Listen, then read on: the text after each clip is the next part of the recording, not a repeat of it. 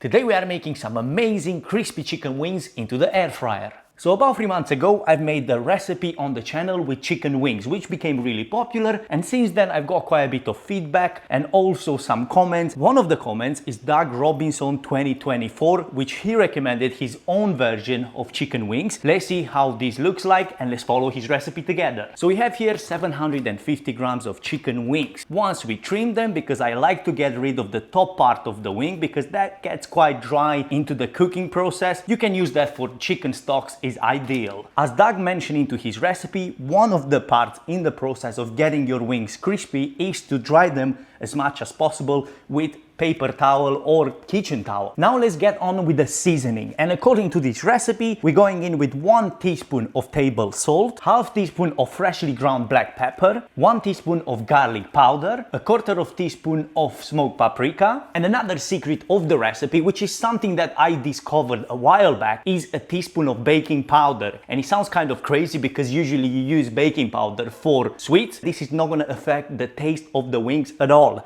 This is just to give that nice crispiness on the skin. Now mix everything together and it goes over the wings. Make sure that you coat every single surface of those wings. According to Doug's recipe, we're gonna preheat the air fryer to 370 degrees Fahrenheit. Now in the first instance, we're gonna cook this for about 20 minutes, but halfway through the cooking process, make sure that you give them a good shake so they get the chance to cook evenly all the way around. Now for the second stage of the cooking process, we're gonna increase the temperature to 410 Fahrenheit to give the nice crispiness on the skin. Now you can finish this with a coating of Sriracha sauce, and I also added a few chives which are not part of Doug's recipe, but in the end we need to add that kitchen draft touch. I really hope that you enjoyed this recipe. If you did, make sure to give it a thumbs up and subscribe to the channel for more simple recipes like this. I'll see you in the next one.